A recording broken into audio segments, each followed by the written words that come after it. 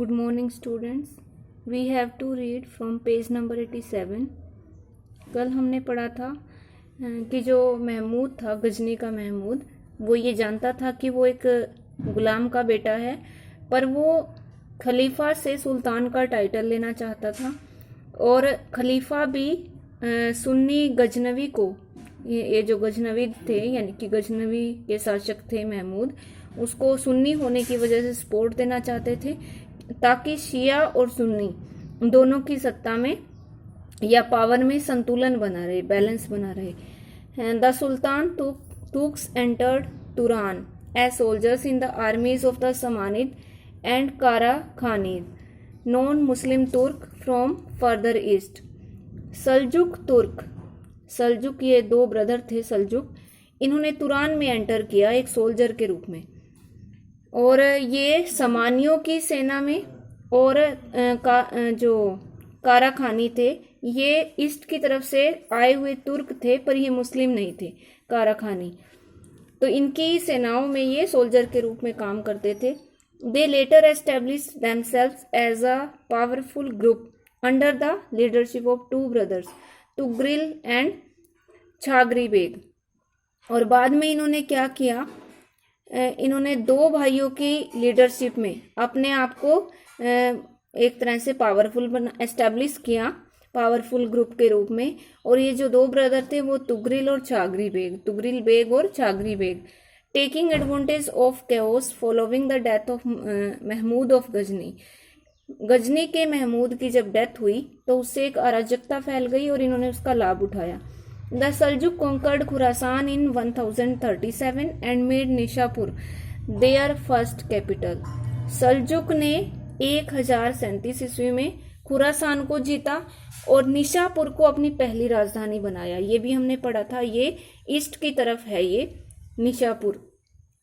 The Seljuk next turned their attention to western Persia and Iraq. फिर Seljuk ने क्या किया, अपना अगला जो ध्यान लगाया वो पश्चिमी पर्शिया और इराक पर लगाया। रूल्ड बाय द बुइद, जहाँ पे बुइद शासन करते थे पर्शिया और इराक पे। And in 1055 restored Baghdad to Sunni rule, और 1055 ईस्वी में बगदाद पर सुन्नी जो शासन था वो स्थापित करवा दिया इन्होंने। द खलीफ अल कायम conferred on Tugril Beg the title of Sultan in a move that marked the separation of religious and political authority। जो खलीफा थे अल कयाम, उसने तुगरिल बेग को सुल्तान की पदवी दी, और ये इस तरीके से था कि इससे जो राजनीतिक सत्ता थी और जो धार्मिक सत्ता थी वो सेपरेट हो गई, अलग हो गई। The two Seljuk brothers ruled together in accordance with the tribal notion of rule by the family as a whole। और इन दोनों सल्जुक ब्रदर्स ने इस प्रकार से काम किया जैसे कि जो उनका परिवार है वो कबीले के जो रूल होते हैं उनके अनुसार दोनों ने इकट्ठे बिल्कुल एक होकर शासन किया।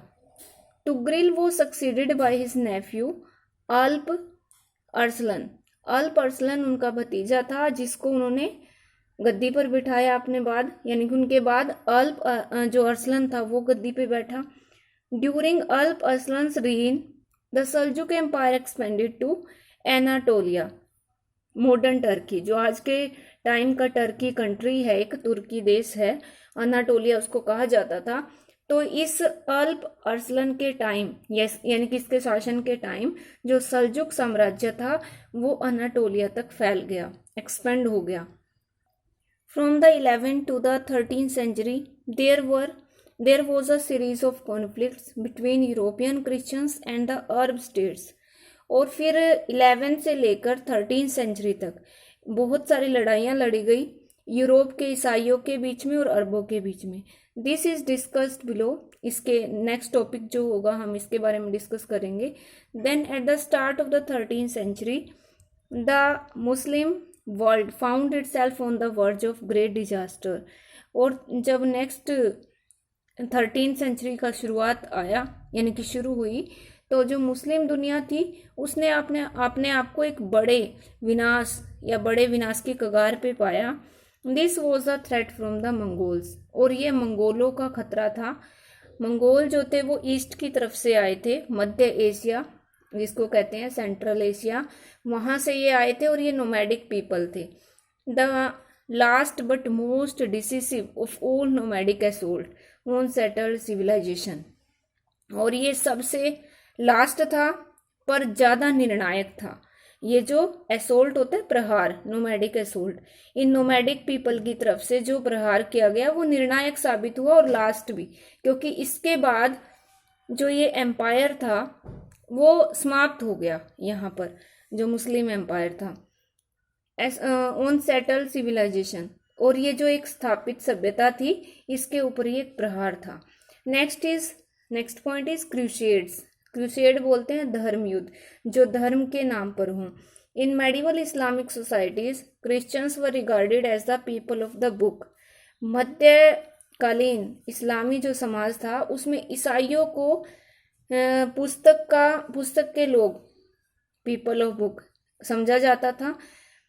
सिंस, क्योंकि they had their own scripture, क्योंकि उनके अपने धर्म ग्रंथ थे, स्क्रिप्चर थी, और उसका नाम था द न्यू टेस्टामेंट और इंजिल। Christians were granted safe conduct while venturing into Muslim states as merchants, pilgrims, ambassadors and travellers. और जो ईसाई थे उनके साथ बहुत अच्छा व्यवहार होता था। जब भी कभी वो मुस्लिम स्टेट में आते थे, व्यापारी के रूप में, धार्मिक यात्री के रूप में, राजदूत के रूप में, या घूमने फिरने के लिए यात्री के रूप में। These territories also included those which were once held by the Byzantine empire. और यहाँ पर जहाँ ये ईसाई आते थे यात्रा करने के लिए, तो इस स्थान पर वे प्लेसेस भी इसमें शामिल हो गए थे जहाँ कभी बेंजेंटाइन एम्पायर था।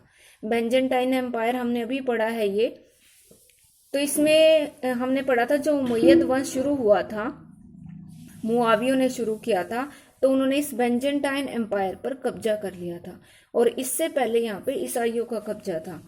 Notably the Holi land of फिलिस्तीन, इसको फिलिस्तीन की पवित्र धरती कहा जाता था।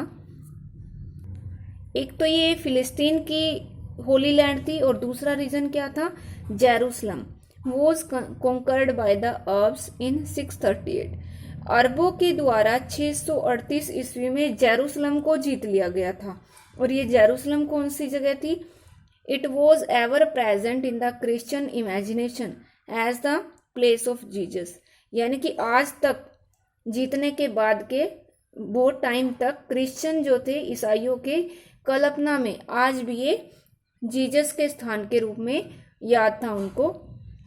और कौन सा स्थान? Place of Jesus crucifixion. Crucifixion होता है क्रूसारोपण, जहाँ उनको एक उस पे सूली पे चढ़ा दिया गया था, उसको कहेंगे क्रूसिफिकेशन, क्रूसिफिक्शन। एंड रिशोरेक्शन, रिशोरेक्शन होता है पुनर्जीवन। This was an important factor in the formation of the image of Muslims in Christian Europe. और इस क्रिश्चियन यूरोप में, यानी कि ईसाइयों के यूरोप में मुस्लिमों की जो छवि बनी, उसके लिए ये बहुत इम्पोर्टेंट फैक्टर था। हॉस्टिलिटी, हॉस्टिलिटी होती है enmity towards the Muslim world became more pronounced in the 11th century. 11वीं शताब्दी में मुस्लिमों के प्रति जो दुश्मनी थी ईसाइयों की, वो ज़्यादा स्पष्ट हो गई, गहरी हो गई। Normans, Hungarians and some Slavs, ये जो हंगरी के लोग थे या नॉर्म लोग थे या फिर स्लाव थे, इन सबको ईसाई बना लिया गया था। Had been converted to Christianity and the Muslims alone remained as the main enemy. और बाकी सब जब ईसाई बन गए तो सिर्फ मुस्लिम ही ऐसे रह गए जो उनके एनिमी बने रहे। There was also a change in the social and economic organisation of western Europe in the 11th century. और 11वीं शताब्दी में पश्चिमी यूरोप के जो सामाजिक और आर्थिक जो संगठन थे उनमें भी चेंज आया, बदलाव आया, which contributed to the hostility between Christendom and the Islamic world, जिसने इस इस्लामी दुनिया और ईसाइयों के बीच में जो दुश्मनी थी, शत्रुता थी, उसको उसमें योगदान दिया, कंट्रीब्यूट किया।